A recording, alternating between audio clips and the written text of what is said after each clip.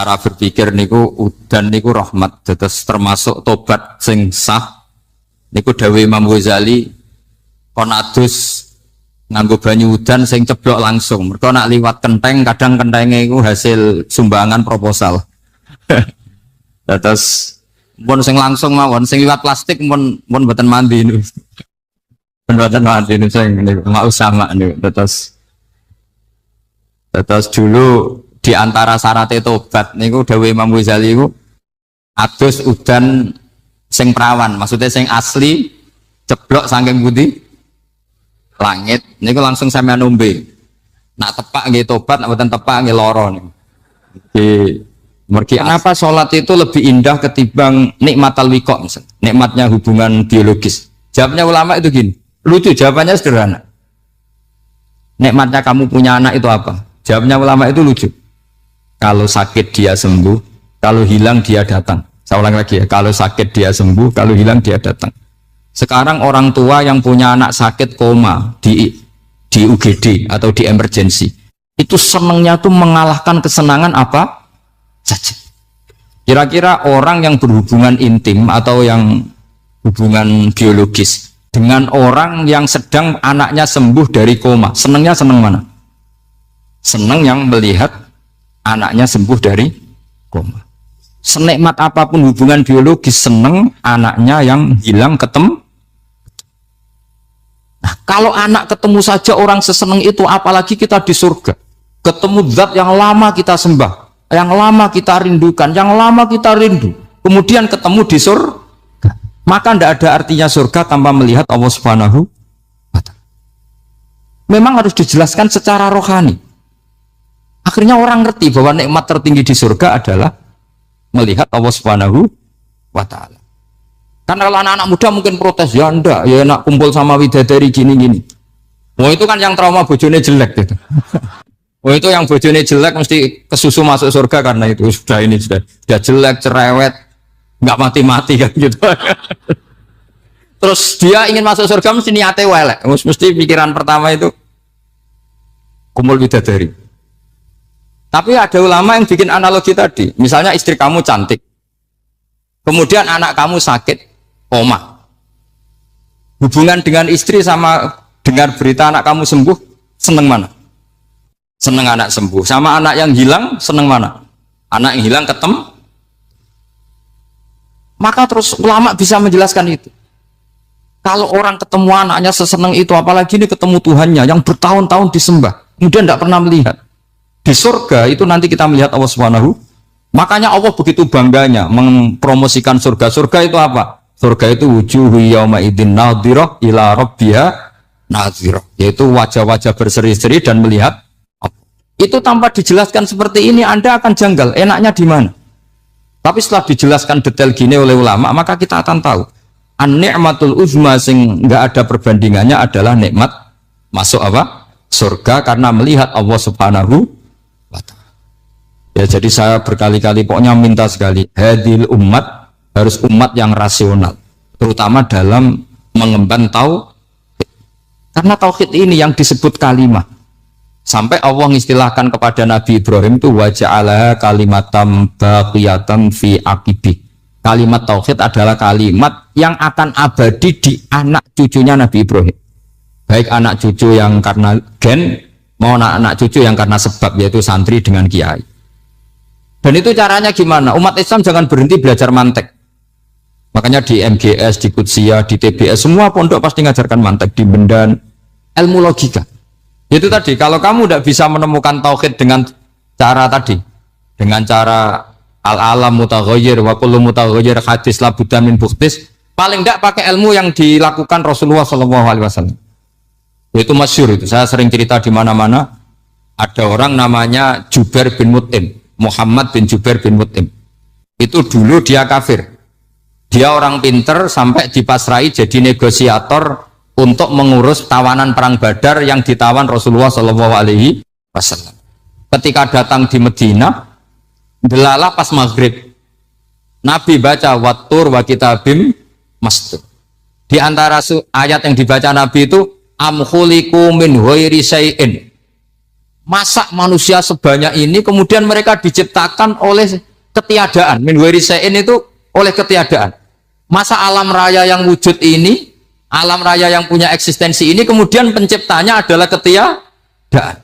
Padahal wal adamu la yakhluqu wa la yu'assiru wa la kadza wa kadza. Tentu sesuatu yang tidak ada itu tidak bisa dikatakan sebagai pencipta. Wong nggak ada, jadi faktor saja nggak mungkin apalagi jadi pencipta. Itu Nabi habis sholat langsung beliau sungkeman, ya Muhammad, saat ini juga saya iman. Karena logika yang dibangun ayat yang kamu baca itu menghabiskan semua logika saya. Intinya logika tauhid itu akan mengalahkan semua teori non tauhid. Itu yang disebut bal naqdhifu bil haqqi 'alal batili fayadmaghuhu fa idza huwa zahid. Kebenaran tauhid itu akan menghancurkan kekuatan apa saja. Fayadmaghuhu itu di tafsir Tobari disebut dorbatan tasujud dimah, satu pukulan sing sampai menjadikan otak itu hancur. Lainnya disebut damagho, dimah itu maknanya otak. Maka kamu jangan khawatir kalau Islam didiskusikan di Uni Soviet, didiskusikan di Kanada, didiskusikan di Korea, pasti kalimat tauhid akan mengalahkan kalimatul batil. Pasti ja'al haqqu wa zahaqal batil, innal batila kana zahuq. Tapi syaratnya kita harus kuat. Makanya saya ini senang sekali yang namanya ngaji itu, saya senang. Karena saya tadi bercita-cita ingin jadi dosen setelah mati. Karena di dunia sudah tidak jadi apa? Dosen. Saya ingin seperti Imam Amudi. Pertama ketemu Allah, beliau disuruh ngajar malaikat tentang ilmu apa? Matematika yang mengarah ke tauhid. Jadi diajarkan. Kamu tahu angka 2, angka 3, angka 4, semuanya bersumber dari angka 1. Berarti semuanya berawal dari 1. Nggak tahu setelah itu malaikatnya dites lagi apa enggak tahu, pokoknya pas itu malaikat ya paham semua. Oke. Kayak apa hebatnya umat Rasulullah Shallallahu Alaihi Wasallam? Karena akalnya kuat. Sehingga kita harus kuat.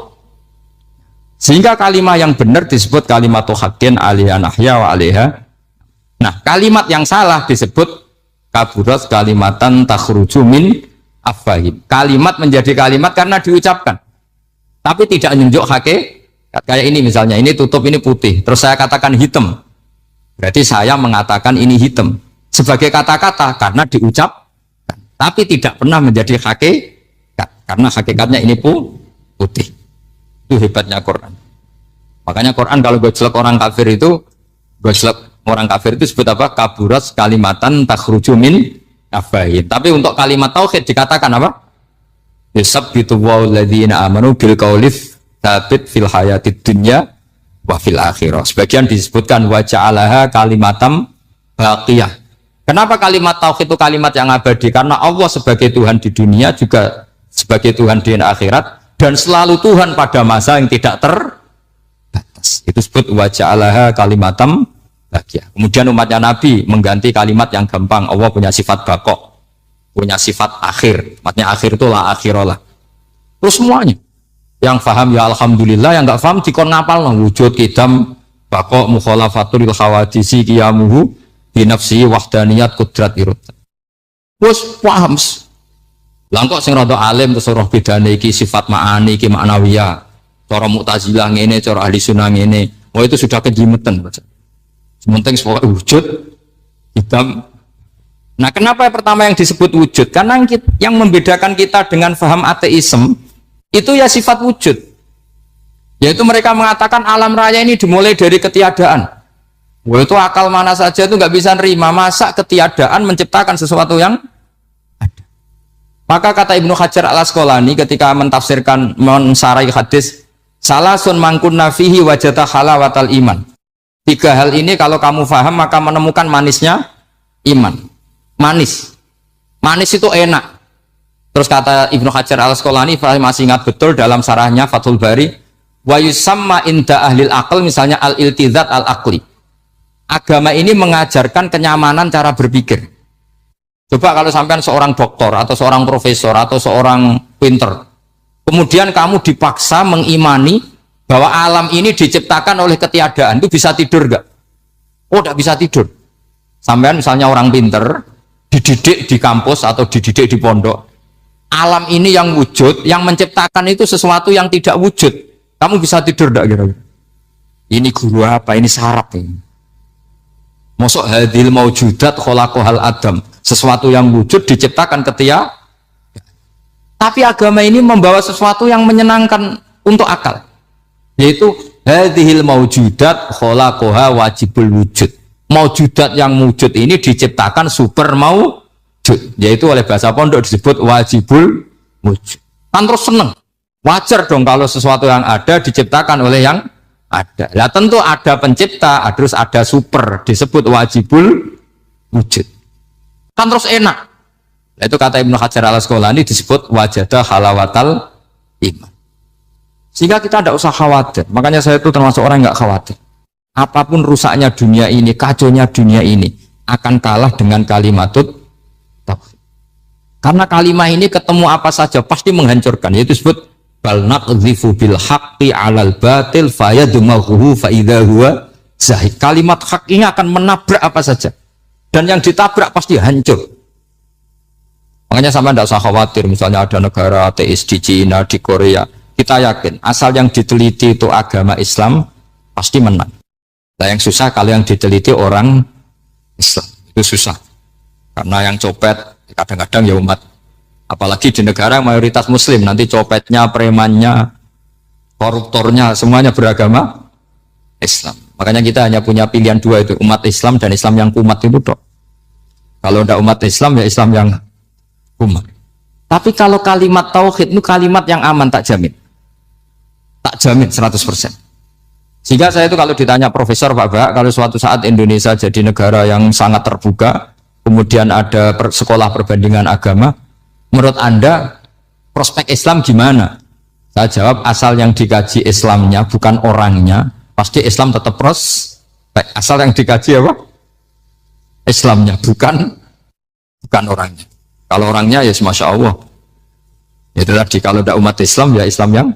Terus kalau matur nuwun sangat dengan hormat teng Raden Asnawi, beliau sekarang generasi keempat ya, wonten sing generasi ketiga. Nasab kula kepanggih Raden Asnawi teng Asnawi sepuh. Terus Mbak Raden Asnawi gada bah namine Abdullah Husnen, terus Ibu Ayu Sofia niku binti Asnawi sepuh. Kula buyut kula kandung damaran niku Hafsah binti Maksum bin Soleh bin Asnawi sepuh. Kenapa saya cerita zuriyah? Terus satu peradaban. Gini bahasa Indonesia mohon ya. Sane gaul. Satu peradaban itu yang bisa bangun itu zuriyah. Zuriyah itu komunitas gen.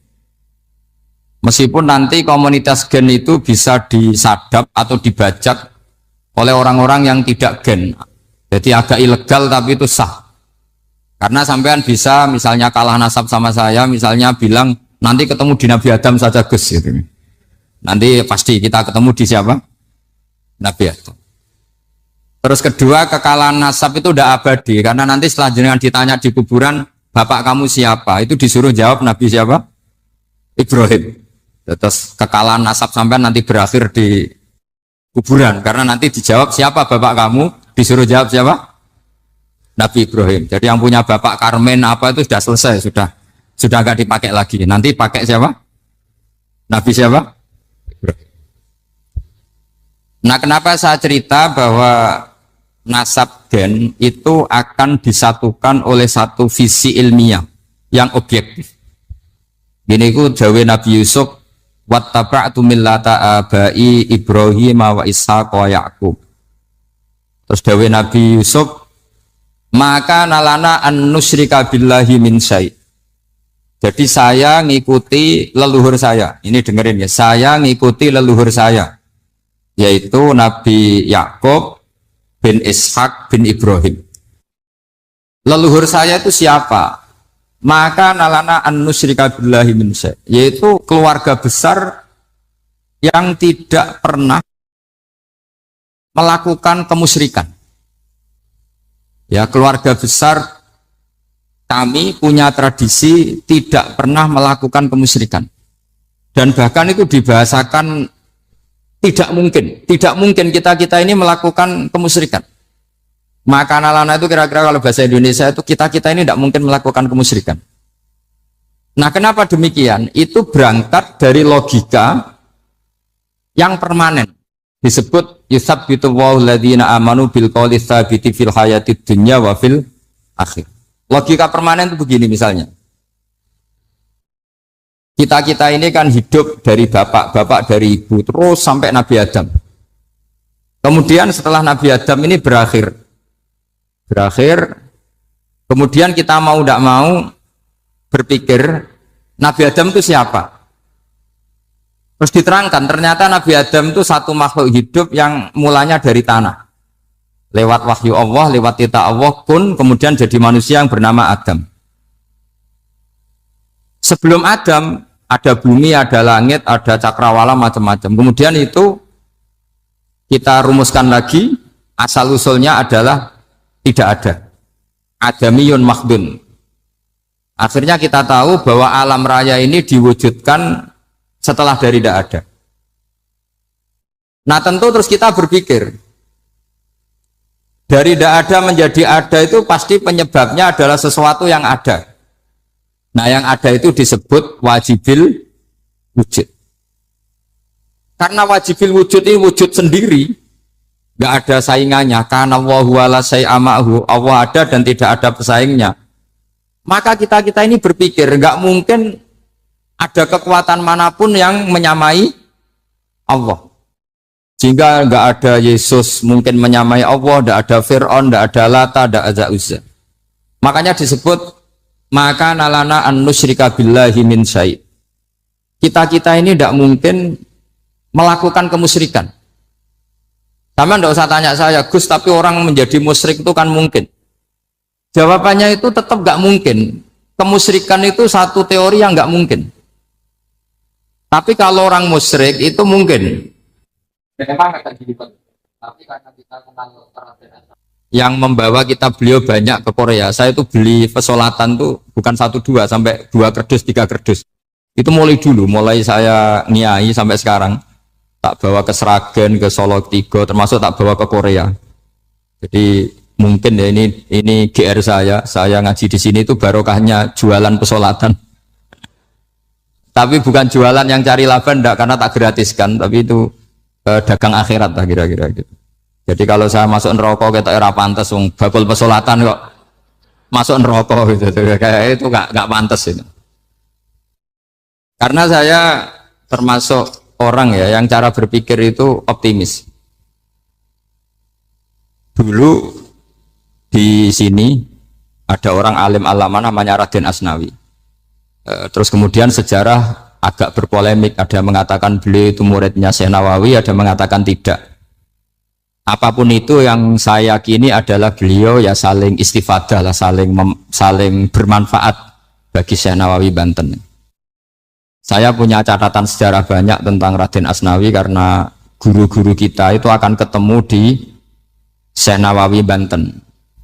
Yaitu kita tahu misalnya saya ngaji Mbah Mun ngaji Mbah Zubair misalnya ngaji Syekh Fakih Mas Kumambang, ngaji Mbah Mahfud, terus ngaji Sayyid Abi Bakar Sato, terus ngaji Sayyid Zaini Dahlan. Kalau keluarga sini mungkin misalnya Gus Hafid, Mbah Niam, Mbah Zuhri, terus Raden Asnawi. Raden Asnawi kita tahu nikah dari istri mudanya Syekh Nawawi, yaitu Nyai Hamdana. Saya sering diceritani Mbah Mun, terus Nyai Hamdana punya anak yang namanya Zuhriyah dari Syekh Nawawi. Kemudian setelah dinikahi Raden Asnawi punya anak namanya Zuhri, Minan, Niam, terus sampai ke Gus Hafid, Hafid bin Niam. Kenapa saya cerita ini? Karena kealiman itu adalah sesuatu yang dibanggakan Allah. Imam Amudi itu ulama ahli matematika. Jadi ada ulama itu ahli matematika. Dia nggak pernah ngajarkan pesolatan, zakat, sholat, tapi dia ngajar matematika. Kemudian dari matematika itu beliau menjadi ahli tauhid. Sehingga nanti Mungkar Nakir itu nggak akan tanya dia marabbuka wa manabuka, karena dia punya rencana. Yang ngajar tauhid itu saya, kata.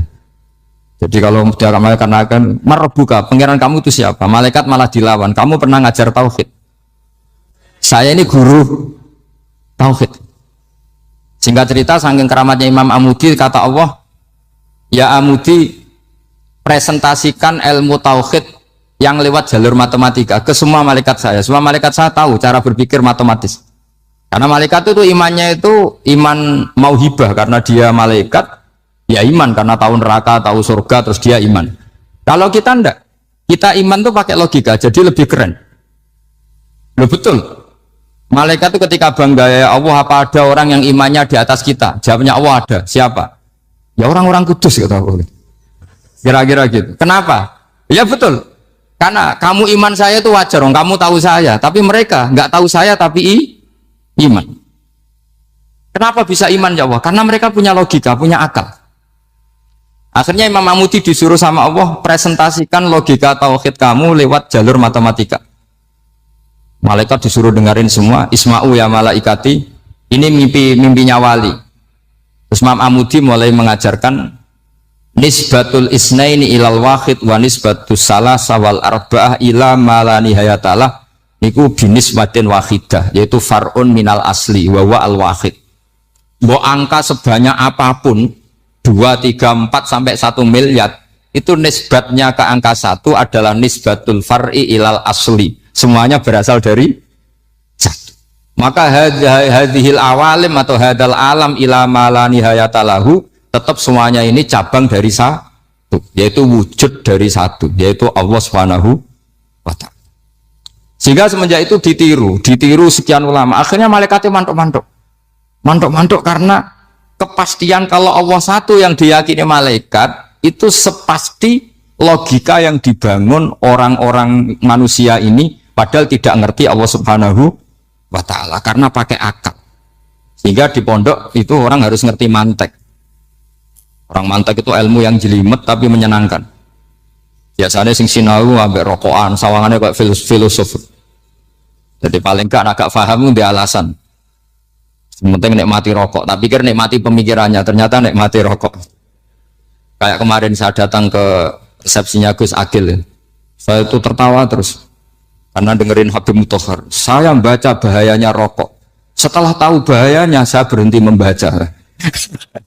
Tak pikir itu kan setelah tahu bahayanya saya berhenti merokok. Ternyata enggak. Saya baca bahayanya apa? Merokok. Setelah saya baca, maka saya berhenti membaca. Bukan berhenti merokok. Itu ilmu kelas tinggi seperti itu harus mentek. Pernah beliau ditegur dokter, Beb, kalau rokok terus nanti mati. Tenang saja, saya masih bawa korek. Dikira itu kan orangnya yang mati, ternyata beliau enteng saja. Santai aja dok, saya masih bawa korek. Jadi saya bukan nyarankan santai rokok, tapi orang rokok itu memang punya logikanya sendiri.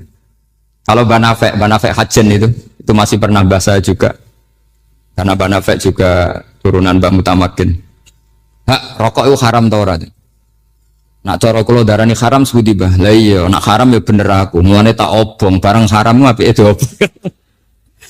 Jadi saya tuh saya sama orang-orang sepuh itu tidak pernah menang. Jadi apa ya? Mereka itu orang yang sudah lama gimana ya? Mau dikatakan bulat itu ya, tapi memang nggak pernah kalah mereka. Ada satu kiai masih misananya Banafek. Ini rokok 2 katanya. Bagi yang nggak ngerokok berarti membiarkan 2 haram masih.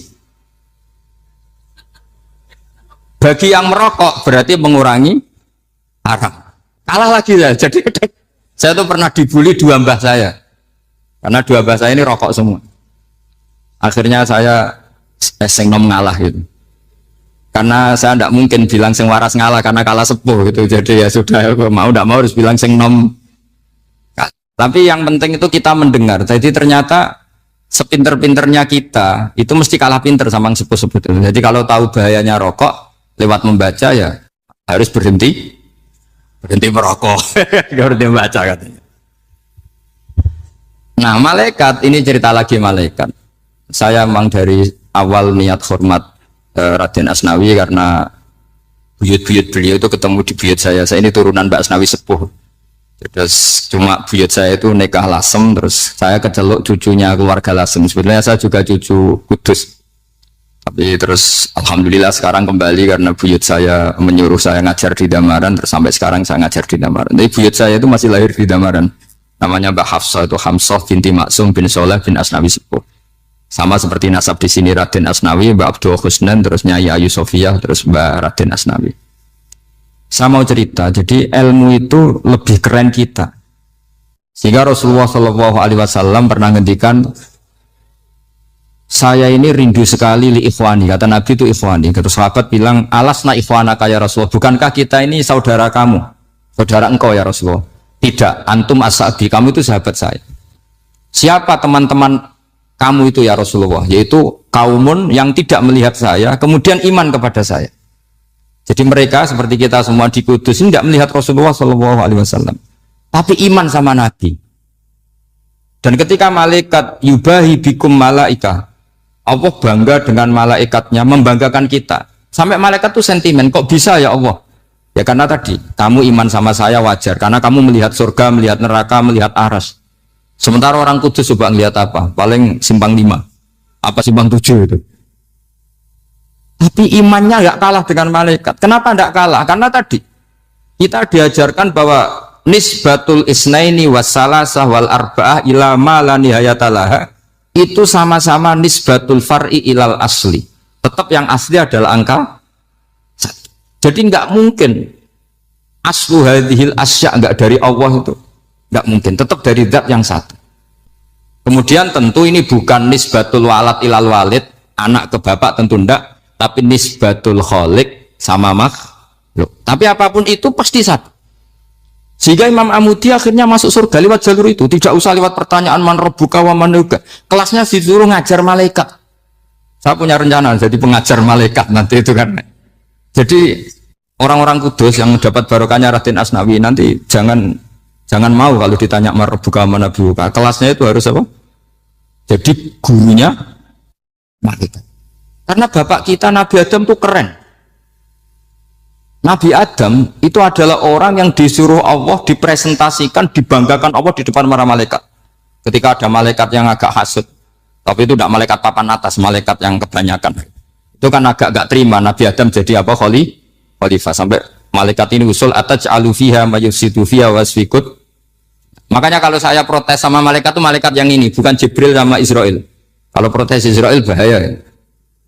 Bisa dihabisin. Saya pernah ditanya seorang kiai, Gus jenengan gojlok malaikat kok berani? Ya karena malaikat yang jenis ini pernah gojlok Nabi siapa? Adam. Nggak percaya kalau Nabi Adam itu layak mimpin, sampai protes ataj'alu fiha may yufsidu fiha wasfikut. Tapi apa yang terjadi? Allah mengajarkan satu ilmu di Nabi Adam, kemudian disuruh meresentasikan. Qala ya Adamu ambihum bi asma'ihim. Adam, coba kamu presentasikan ilmu kamu. Nabi Adam fasih mempresentasikan ilmu, kata Allah, kamu bisa enggak sepinter Nabi Adam? Enggak bisa ya Allah. Makanya sudah saya bilang ini a'lamu malah, saya lebih tahu siapa yang layak mimpin. Jadi layak mimpin itu pertama harus kuwatul ilm, ilmunya itu harus kuat. Nanti saya akan cerita hubungannya Raden Asnawi dengan Syekh Nawawi. Apa itu hubungan teman, apa murid guru, itu memang masih jadi polemik sampai sekarang. Kalau saya ya keyakinan saling istifadal. Ini bahasa netral, tidak murid guru tapi saling apa? Istifadah. Kata Syekh Nawawi dalam tafsir Munir itu, ilmu itu nomor 1. Sehingga beliau setiap ada ayat fa inna hizballahi humul ghalibun, beliau pasti menafsiri bil hujjah wal barohin la bisaulah. Saya masih ingat betul takbirnya, memang saya hafalkan. Tapi bukan untuk modal pidato, buatan modal sebagai wong alim. Kalau pidato gampang. Pidato itu semua orang bisa. Kalau jadi orang alim itu tidak gampang. Lebih susah lagi wong alim berpidato. Itu kalau nggak pernah mbah saya tidak mau. Karena memang saya terkenal nggak suka pidato. 1 memang nggak bisa. Nomor 2 tidak ingin.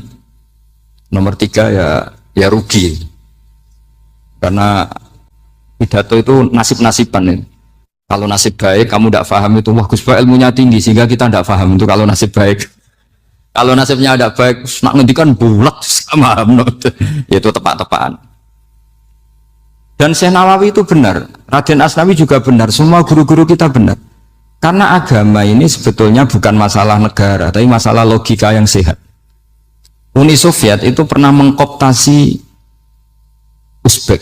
Ceknya Tajikistan itu 100 tahun orang dipaksa ateis.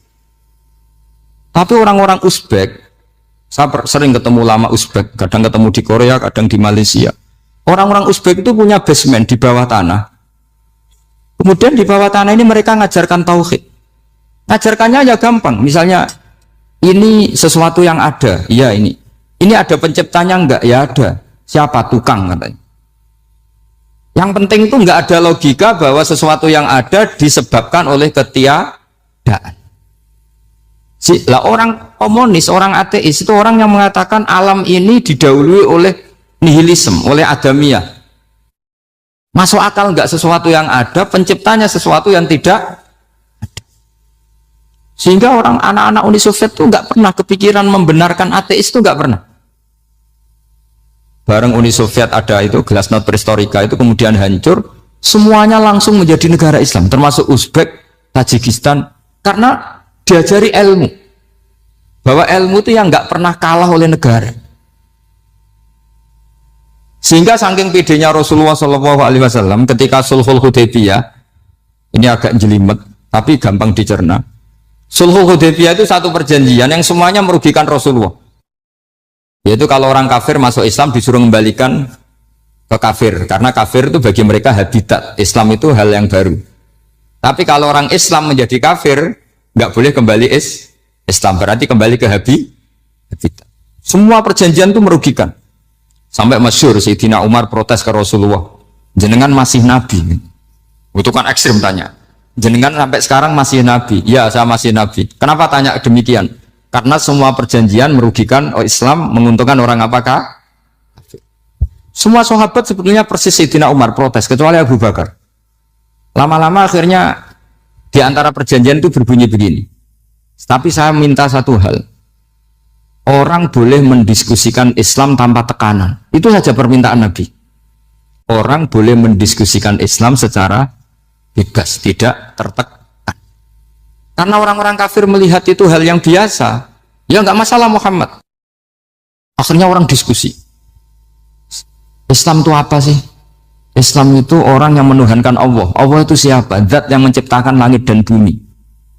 Lama-lama orang kafir berpikir, wah keren, Tuhannya Muhammad bisa bikin langit dan bumi. Tidak kayak Tuhan kita, malah kita yang bikin.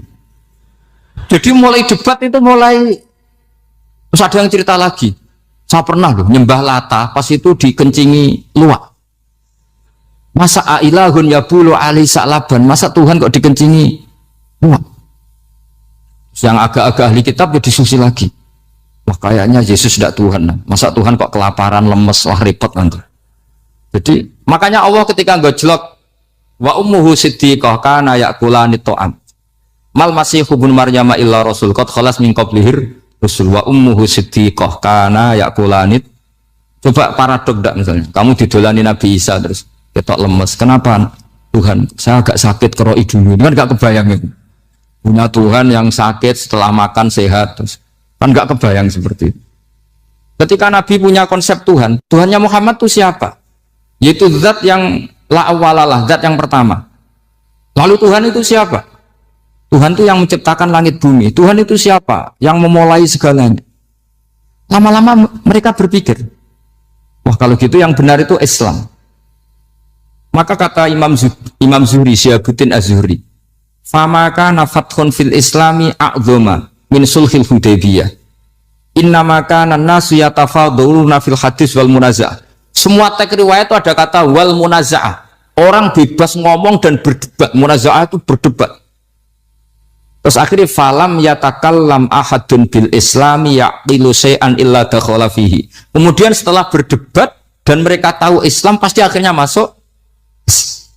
Dan itu yang sekarang terjadi di dunia. Makanya saya pernah ditanya seorang profesor, Gus, kalau di Jogja ada sekolah perbandingan agama, menurut Anda gimana?